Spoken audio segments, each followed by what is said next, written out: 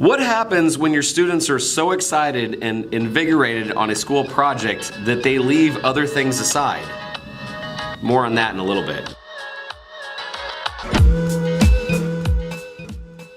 Okay, so we had a problem today in class, and that was I gave them time to have discussion. Oftentimes, if we meet every other day, so every class meets every other Monday, and a lot of times on Monday, I show something, I show a TED Talk, or we have a thing to read from an article or an excerpt from a book that I like, and I like a good discussion because there's nothing better than setting that culture and we bounce ideas off one another. The problem was, they were too focused on the things that we were doing last week.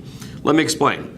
So if you remember from last week, if you've been watching these videos, I made them take a serious look at their social media profile, the things they're working on, their podcasts, their blog, etc. And they got really excited about it. I gave them time in class to do things. And then they started discovering other tools. It's tools that I actually have not used and I probably should, like Crowdfire. And there's a couple other tools that have been amazing. The problem was today was supposed to be a day that we talked and discussed. What did they want to spend their time doing? Looking down and working on their social media stuff. And so I was showing this wonderful TED Talk by Sean Acker, which by the way, you should watch on the happiness advantage.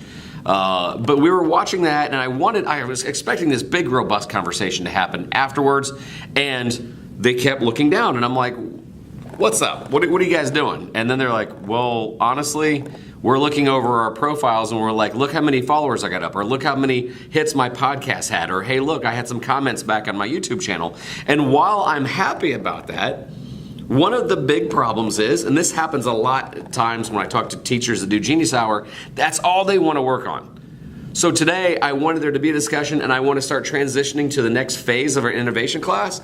And what were they stuck on? The fun part. So therefore, I think it is really important to have these conversations and then and acknowledge it. Like I said, okay, fine. You know what? We're going to take a time out. And I said, why are you doing this? And the excitement of them building, they wanted to talk about it. They wanted to still share best practices on, because a couple of kids found some other tools. They found some techniques. They found some people that we should follow because they really liked them.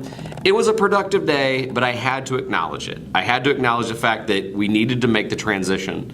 So if you're doing a Genius Hour project, expect for that to be the thing.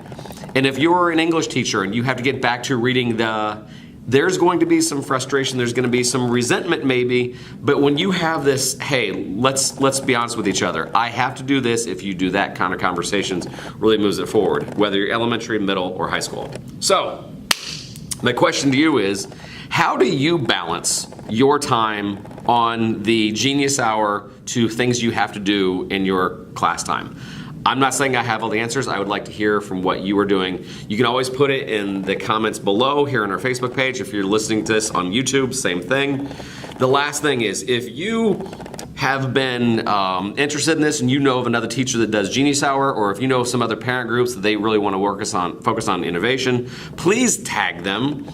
The way we grow, the way we do things, and the way we're going to be able to help more people is if you either share this or tag people or both.